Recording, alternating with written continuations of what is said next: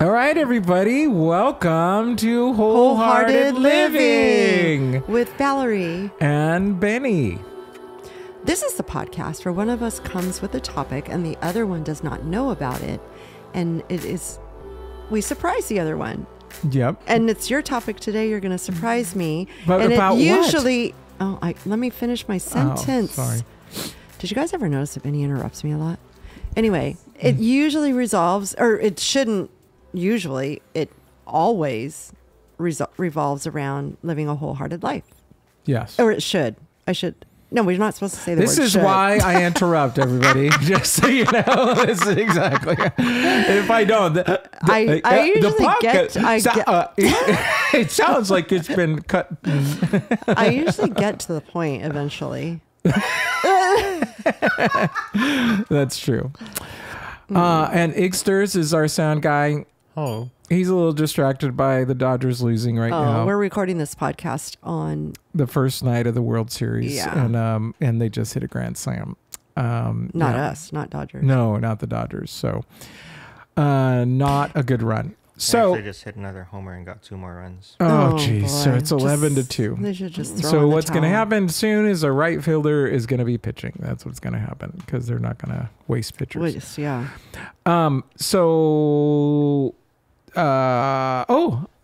Last Sunday.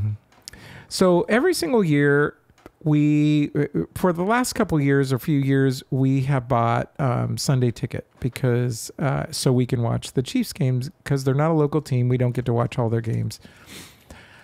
But last year for sure, and maybe the last 2 years. So maybe we've been buying this for 5 or 6 years or something like that for a long time. But the last 2 years, because the Chiefs are playing so well, a significant amount of time they're playing either nationally or they are playing locally, even though they're not the local team. Mm-hmm. And so this year we decided we're not going to buy Sunday ticket, which means on occasions we're going to have to go to a bar or someplace to go watch it. Mm-hmm.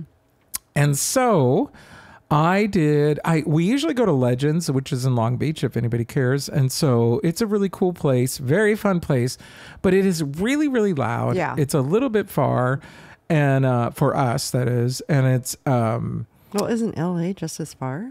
No, not at that time of the morning, because it was a morning game. So, and so it's like, for us, it isn't as far. And it turned out to be far for Iggy because he came to pick me up. But if he would have driven straight on the, it probably would have been faster. Either way would have been, if it wasn't Legends, it would have been farther for me because I live close. Oh, to yeah, Legends. no. It's that's definitely right. farther than Legends for you. But Ashley and Andy live farther away now, so this was closer for them for sure. And so anyway, I also just wanted a different place because I kind of was thinking I want to be able to focus on the Chiefs game. And this was a Chiefs Raider game. And so it wouldn't have been like a big game because right now the Raiders suck. Mm-hmm. And so I was like, which is why they weren't local, which is why they didn't show it, you know? So I was like, I'm going to investigate. So I went on and I looked at all these different places. And I finally find this place that's a sports bar in LA. And I was like, cool. And it looked like it had good food. It looked like it had good everything and da-da-da-da. Patty went early to go with Ashley to get coffee. That's our daughter. And then they were going to meet us at the bar. And Iggy was kind enough to come pick me up. So then we didn't have to take 2 cars. And so then we all so beforehand, Patty sends a photo and the photo is, and it says topless bar, da-da-da-da. And she says something, I don't remember exactly what you said, but she says something about the fact that it's she goes, it's a topless bar, and da-da-da. Well, I thought it was, I'm guessing that I thought she was joking or something. Yeah. It just didn't make sense to me, because I was like, well, no, it's not a topless bar. Well, the website looks like just and a sports bar. And the website looks like a sports bar, so it was no big deal. We finally drive in, and we literally showed up at 10 a.m. The game's supposed to start at 10 a.m. And I took my family to a titty bar. So we literally got there, and I went, you're telling me that the bar we're going to is the bar of this photo? And she goes, yeah. We were all like, we told you multiple times. Yes, because they sent the things, and yeah, we told you. But I said, there's no way I would have stayed. I would have done this. There's no way I absolutely would have done this. And now I'm a little bit frustrated because now we're not going to make the game because I'm not going if you're to going to go find out. Exactly. I mean, we're going to make it. We're just going to be late. Right. And so I'm just like, I was just like bummed because now it's like, we got to go find another place. Yeah. And then it turns out there's no boobies until 2 p.m. Well, they have boobies. They're just covered up. Yeah, they're just covered up boobies. And so we ended up still going there. And it was literally the 5 of us. Trinity couldn't go. So it was literally the 5 of us and one server and one bartender. Well, the server was the bartender. Oh, nobody else was there? It was literally just you 5. Nobody. Oh, wow. And then somewhere about halfway through the game, or I don't know, like there's maybe 4 guys that went to the bar and they just had a couple drinks and I don't think they were there an hour and they left. And that was it. And we were there the whole time. When we left, no one was there still. It was just us. Yeah, we were like, why would we go before 2? Yeah, yeah, exactly. I'm thinking they were looking at us like, "Are you sure you want to be here?" It's like, "What are you guys doing?" But it was so funny because they did not. Andy was really funny because I said, "You know what? I want mimosas. That would be really fun, in the morning." And they go, "Oh, we don't have champagne." And then later, Ashley was going to order something at what is this something that has orange juice in it? But anyway, they go, "Oh, we don't have orange juice." And Patty goes, "Well, can I have a mojito? We don't have mint." So Andy goes, "Guys, this is a Jack and Coke place." Or beer. Or beer. I ended up having a vodka martini. They're easy. And That's so, funny. but it was, I will say, and I was very, very sad because I thought the food was excellent. Like the food was really good. Like the sliders, I seriously don't know that I've ever had as good of sliders ever. They were so good. And so I was like, you could just go in with a blindfold on. It was really interesting. Our server, I mean, she was actually more dressed than the photos that I see from what's the booby bar that everybody goes to? Hooters. Yeah. So they have no. I mean, but that's what I'm saying. She even had more clothes on than they wear. Than they usually wear, kind of a thing. I do remember that we went to Vegas for Peter's birthday. Yeah. No, not Peter's birthday. It was when we were coming home from. We were there, and you guys met us there. We met you. We met at the Twin Peaks. And it was Twin Peaks, and I thought it was a Colorado restaurant, and then you guys go Twin Peaks. I didn't know it till I got there either, though. I really didn't. I don't know if Peter realized after we ordered, and then somebody's like Twin Peaks, and I was like. I thought it had to do with that show that was, remember, wasn't there was a show Twin called Peaks? Twin Peaks. Yeah, that's right. That was very funny because we're like, oh, now I get it as we see all the girls go by with clothes, but boobies. Oh, well, that's interesting. Look at this background. All right, background just went bye-bye. So if you guys want to watch a little bit of, what's that show called? Sheldon Freaking Out. I don't know why my computer decided to go That's so bye-bye. funny. That's really nice. And also messes up because I didn't look at the time. Oh, well. That's all right. Okay. Just start talking. Okay. Now we're just going to look at the woods. Okay. That's what she said. Well, speaking of the woods, I think when this episode airs, we would have all did our family trip to Big Bear. That's right. Right? That's right. Yeah. So we're going to the woods in 2 weeks. Yeah. The woods. Speaking of the woods, Taylor Swift came out with her new album. One of her songs is called Woods. Oh. Or Wood. Oh. Wood. Yeah. Anyway, apparently it has to do with Travis Kelce's penis. Oh, my. Is that for real? Yeah. Oh, boy. So. Yeah, I knew I didn't like her. You don't like her?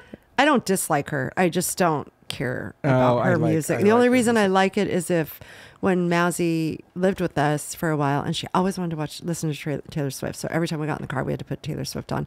But that's like from her old album. But I don't think I've heard anything from her since Mazzy lived with us. Oh, I like her. I listen to her. I don't dislike her. And I'm surprised how many people. It's so funny that we bring her up because just the other day at work, somebody was talking about, Taylor Swift's album's out, and like 90% of the people were like, who even cares? Oh, yeah. And I was like, oh, okay, good. I thought I was the only one that didn't care. You know? Well, I didn't care that it came out, but I did listen to it, and I like it. Oh, no, I like some of it. But I don't like music, so. Yeah, well, that's true too. So I listen to podcasts or books. So are you ready? I am. Or did you have something to share? No. Okay, well, good, because I didn't want to hear from you. I'm just kidding. So, nice face. So my topic is weird because all it is a saying that I read and I like it, and so I'm just curious. I'm not going to ask you a question like I normally. Well, the question that I'm going to ask you is just to talk about this. Okay. So we're just going to talk about it. And Iggy, pay attention. Patty, pay attention, because I'm going to surprise you guys. You're going to have to say something too. This is what I read. It said, if your peace... I thought you were going to say if your penis. Or your boobies, depending on... yeah.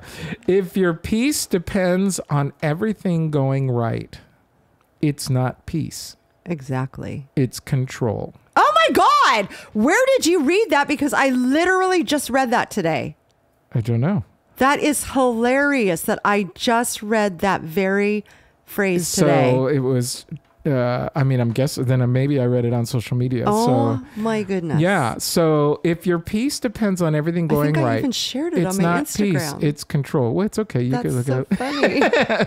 Learn. That's probably where he saw it. And then it says, yeah, exactly. Learn to be steady in uncertainty. That's real growth. Mm-hmm. I just wanted to talk about that because I saw that and I thought, well, first of all, it just sums up a lot of what I think, quite frankly. And,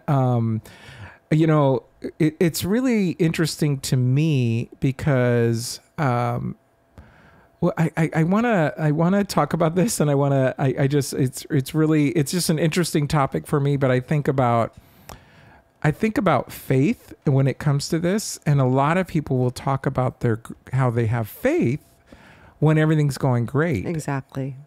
And then all of a sudden things start happening, and they go, and then it's like they get really frustrated and angry or sad or fear. Tremendous amount of fear, they have doubt. Yeah, and I can understand doubt a little bit because at least there you're still recognizing the faith, but you're saying, okay, I'm just trying to hold on, but it's different when it's not just doubt. It's it's just like, it's interesting that you said that because I remember Mom being in the hospital, and Mom, I think, is like one of the she is a woman of faith. If you're going to describe her in any kind of way, that is one way you can describe her. And I found it very interesting sitting with her one day, and she looked up at me and said, "Pray for my faith." Yeah. And because, and so it's interesting that you're bringing that up because she has so much faith. And then when things started going wrong, she started questioning God. Why is this happening to me? And her faith, and then I think she became fearful. She became fearful. And so it was like, I just had to keep reminding her of that faith. Faith isn't just being at peace when things are going right. We need to feel that way when things are going wrong. Yeah. And, oh, thank you, Miha, and she just needed to keep hearing that reassurance. Yeah. Well, I remember praying. I mean, Mom's a great example, praying with her. I mean, I think everybody goes through, in certain times, faith issues. I actually consider myself a person of faith in that I don't get very little, will shake what I believe about God, but that's partly because I think God's just in control and I don't move the hand of God. Yeah, exactly. So the way a lot of people pray, for instance, like, okay, so this leads into another discussion. What is your belief about prayer? Oh, you are going to ask me a question. No, I'm curious. What is your belief about prayer? What is happening when you pray? For me or in general? Like, in general, you asking, or for you? Because I don't know what it's like when people pray. Yeah. I don't know what it's like for everybody else. For me, it just gives me somebody to talk to and to remember that I have faith and that there is someone in control. And I want, It's like you're relinquishing it to that person. Exactly. And we could even, and without getting into politics, but getting into politics, so many people get heated with everything that's going on the right side and the left side and the liberals and the conservatives and blah, blah, blah, blah, blah, blah, blah. At the end of the day, if I got myself all wrapped up in that, I would be a basket case. But all I keep telling myself is there's a bigger picture. Someone's in control up there. Yeah. And this is just for the time being. Yeah. You know? The thing that's interesting to me about prayer, for instance, is because what happens is like, I prayed. That's what I hear people say. I prayed. And I don't understand, why isn't it going right? Mom said that a couple times. Like, I prayed. I don't understand.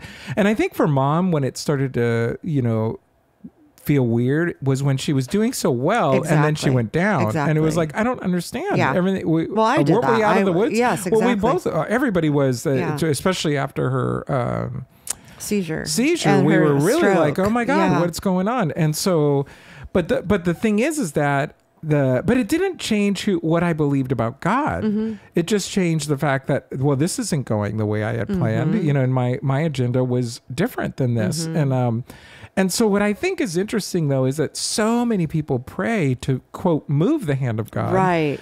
And in some circles, in my old circle, that was like practically taught. It was like you that's what you're doing. You're trying to bring in the kingdom. The kingdom isn't there and you're bringing it in.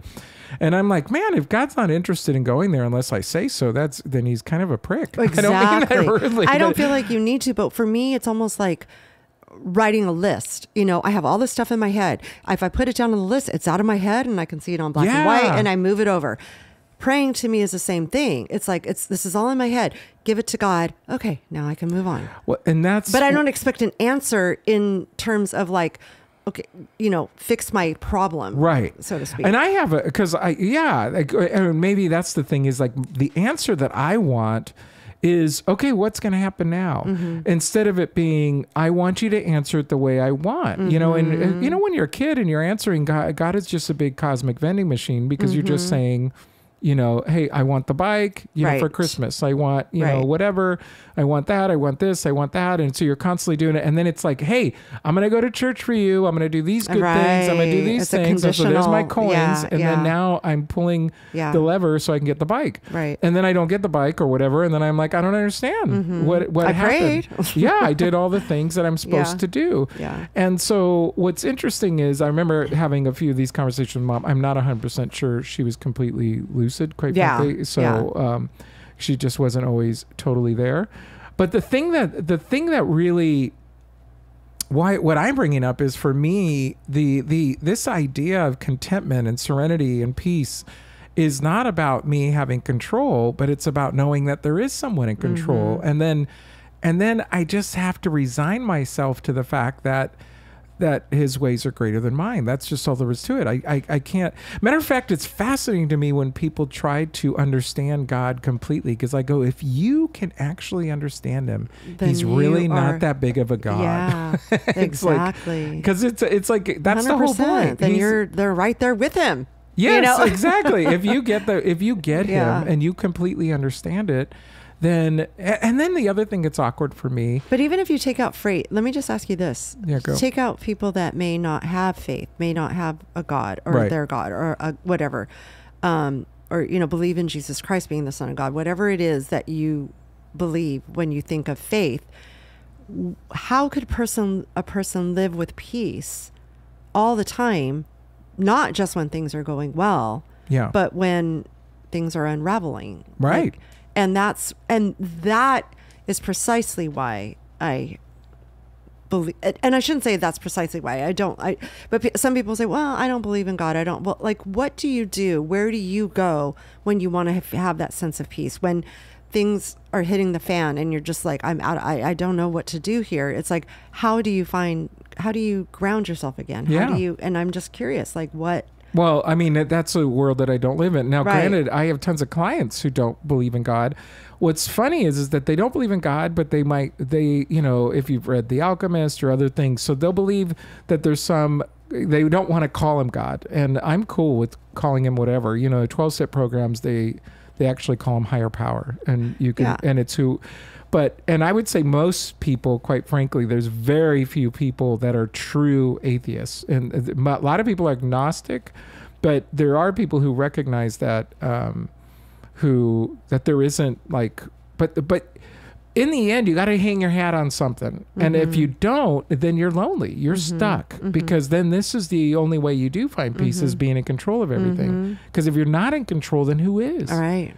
And the bummer, though, is that if you don't have faith in a good God and you just believe there's a higher power, then all the bad stuff that's going on right now, then your thought process is, well, then it's not a kind of God that I want to have a relationship with or know, because he obviously doesn't give a rip about pain, or about what's happening in the world around us. And so, I didn't mean this to go theological. What I really meant it to go, though, is I'm fascinated by the fact that for some people, the only time they feel that sense of peace is when they're in the control. And this could be as small as your relationship with your partner, because all of a sudden it's like, I want it this way, but that other person is like, well, I want it this way, right? And so the two I don't know, values or the two desires are in competition, and so they often they play the zero-sum game, if you know what I'm talking about, which basically means if you win, then that means I lose. Right. There isn't there's no sense of, wait, maybe we can both win. And usually it's very rare that it's actually a zero-sum game, but that's what people do in their head, and then they lose all their peace. They have no sense of peace about what's going on in their life and who they are, and et cetera, et cetera, et cetera. And that just makes me... It's just interesting, because it's so funny, because I just read that today, and I don't know, it had to be on an Instagram post or something, but it reminded me of actually, bringing back the whole situation with Mom again, because I literally had peace through the whole thing. And even though there were times where it was like I became a little worried, I became a little like, why is she going downhill again after looking so good? At the end of the day, I still had peace that everything, and when I say that everything's going to work out, I didn't mean that she was going to come home and be able to do somersaults and drive her car and, but I just meant at the end of the day, this is going to work out the way it's supposed to work out. I resigned myself, and I think we talked about this. I resigned myself to the fact that maybe our mom is going to walk with a limp and slur. Exactly. And she might not be able to use her left arm. Yeah. And I literally got to the point of, what? She's still my mom. Exactly. And I don't care. And, it broke my heart. That's when I wept. Especially for her, because she was so, I just felt like her life is going to change so much, but so would ours, because we would have to pitch in a lot more. But her life is going to change so much, and she was just such an active person if she had just not fallen. And you know what I mean? And all that stuff goes through your head. But like you, I was at peace with whatever was going to happen, was supposed to happen, and it was going to be the way it was designed to happen. That's like right. It's, Yeah. Okay. So I was asking you guys, I'm wondering what you guys think of this quote. I'll reread it again. If your peace depends on everything going right, it's not peace, it's control. You got to say it out loud. It's a verbal medium. I think for me, my peace isn't dependent on everything going right. It's dependent on if I did my best. And when you guys are talking about like faith and prayer, so I grew up Catholic. I went to a Catholic school all the way to high school. I went to a Jesuit high school. And some of the prayers that we had, some of the prayers that we had when I was there, they were basically like excerpts from poems that Jesuit priests wrote. And one prayer that we always said a lot was, we called it the athlete's prayer. And it basically goes, Dear Lord, what was it? Now I just lost my train of thought because I'm thinking about it. I think I might have it saved. Dear Lord, in the battle that goes on through life, all I ask is a field that is fair, a chance that is equal, with all in the strife, and the courage to strive and to dare. If I should win, let it be by the code, with my head and my honor held high. If I should lose, let me stand by the road and cheer as the winners go by. I love that. So then my peace isn't dependent on everything going right. It's dependent on no matter what happens, did I put my best effort forward? Yeah. And whether if it's going good or going bad, if I'm giving you're it my doing what you're- best and I'm doing what I can to help the situation, Right. my peace is going to be there. Good. Yeah, I always used to find it weird because we would sometimes pray before games and stuff like that, and we pray to win. Right. And and my logical brain was like, well, what if they're praying to win? Yeah. it's like, what happens? What happens so now? Because seriously, that was going through my mind. Like, yeah, but they're probably praying the same kneeling thing. too. Yeah. I don't think they're praying for us to win. Yeah. It's like it's a longer thing. Yeah. Like, Yeah. That was I just love the first that. two Yeah. things. But it's a great thing to think about the fact that of you doing your best and then let bygones be bygones. That's kind of what I'm hearing. Because then also like how you guys are saying, like a lot of people pray to like get what they want out of it, but then that prayer is like, I'm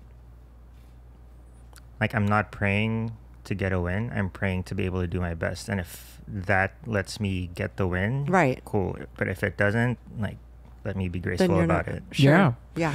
Well, and because that's an interesting, for me, I really see prayer as it's really trying to understand who God is. That's all it is. It's just like when I talk to you guys, or I talk to Patty, conversations in general, I'm getting to know her better. Right. And God's answers are different than mine. But what I've recognized is, it's not about, the good people don't always win, and the bad people don't always lose. Yeah. And so it's like, it isn't just this game of, okay, well, you just do all the right things and then God gives you what you wanted. That's just simply not the case. Yeah. And to, kind of to that point, it's like when you look at people, I think I put this in a text to you guys about Mom, she has determination and will. Yeah. And God has a plan for her, and this is his plan for her. But also, like, for people that don't pull out of it the way Mom has, like, they could be believers. Sure. And it's like, well, why didn't God have this particular plan for them? Right. And Does so he it love doesn't her more? exactly. Does he care about her more? So I shouldn't say I hate. I am very thankful that God allowed her to go in this direction and recover as well as she has.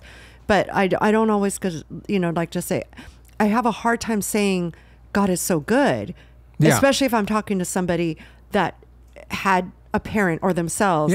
Not their across the street neighbor is in their 40s or 50s or something like that, and he's limping. Yeah. Because of having the same stroke. thing. Yeah. And so it's just very hard. I feel like God is good, but sometimes it's hard for me to say that for this particular situation, because I'm like, well, God is good in every situation. It's just a different. I'm just grateful. It's a different road. I don't like saying God is good either about those kind of things. I like to say I'm just really grateful. Yes. I'm super grateful for what happened. And what's interesting is that we should be grateful for, even if, no matter what happened. Exactly. I hate to say it, even if the worst thing happened and she died, I know. It's like, well, all of a sudden your opinion of God changed? No. And so, and that's the thing that's so hard. Now, I'm not grateful for what happened, but that I can't say, but I still believe, that's I think Mom has a story, and I think she's going to be able to share the story with someone. And, if she had died, I would be incredibly sad. But at the same time, I would be so grateful for the life he gave. I would be grateful that he saved her from not perhaps living an immobile life. Right. Do you know what I mean? And so Sure. there are ways you can look through and talk it through. Even, of course, I'm saying this now because she's alive and well, but I'm just saying that, this might be a different podcast, right? Yeah, but if we would have done this in the middle of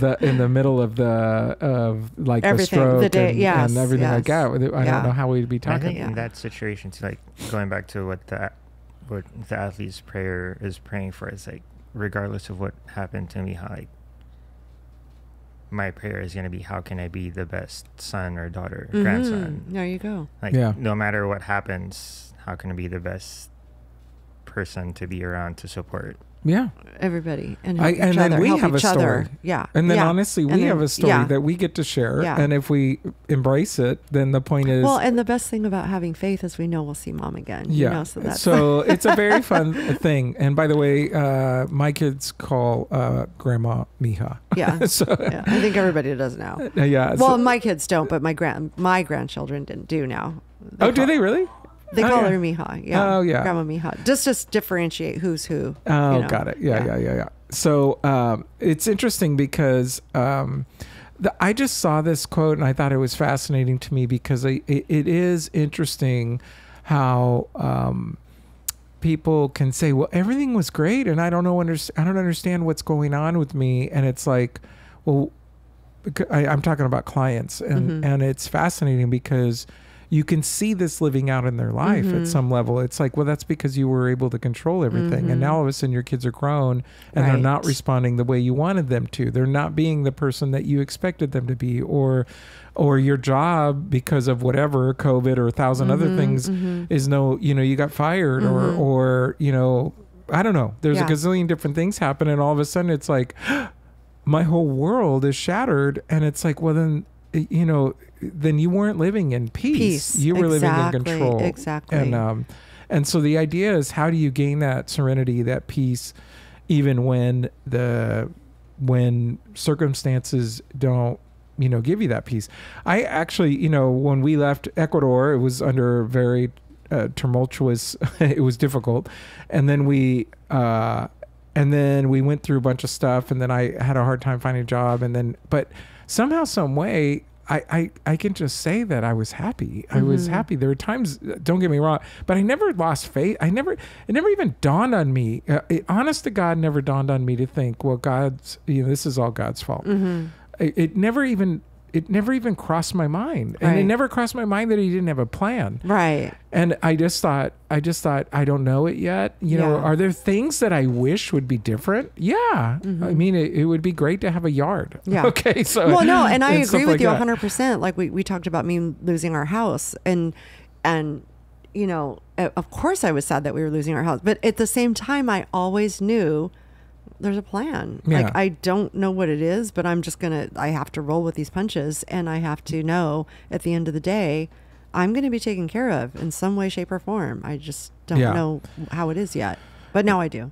Yeah. Yeah. Now you do. And that's the thing though, is being able to rest in it and go, okay, we're going to be okay. And things are going to be okay. And trying to find that piece. Yeah. And so I think that's just a really big deal. So that was my topic. That's so funny. But that wasn't bad, right? No, that was a good topic. That was so funny that you did that. I know. In my mind, when I read that, I said, because I had already told you, I had a topic that I was already going to go with. And then this thing happened in the last week where I was like, oh, I'm going to talk about that, because I've heard this in the last 6 months of last year about, if you listen to last week's podcast, you know what I'm talking about. But because I read this today, I was like, oh, this would be a good topic too. Yeah, so I think that's so funny. Yeah. That's so funny. I saw it and I really didn't even investigate a lot. I normally I come in with like a bunch of notes and I thought, and stuff. No, it's a good conversation. No, I just want to converse about it because I don't know where it's going to go, because it can go all kinds of places. Iggy, thank you for not only keeping us in sound, but also your input. I'm going to read that entire, it's called The Athlete's Prayer. So I found the full thing. I can send it to you. Okay. Or do you want me to just read it right now? We could just put it in the notes. Put it in the notes. Yeah, we'll put it in the notes. The Athlete's Prayer. The Athlete's Prayer. But and we're talking a lot about faith. And like Valerie said, if you are not a person of faith, then the real thing for you is to say, then are you experiencing peace, or another word I really like is serenity, just because your circumstances are good, or are you experiencing it because of what's going on within you? And I hope you can find it I hope your circumstances are great too, but I really do hope that you can find it within you, so that when circumstances, because they just do change. They arise. That you can be able to go with it. You be like water. Be like water. Yeah, you go with the flow. I was like, be like water and drink yourself. That's what I try to do.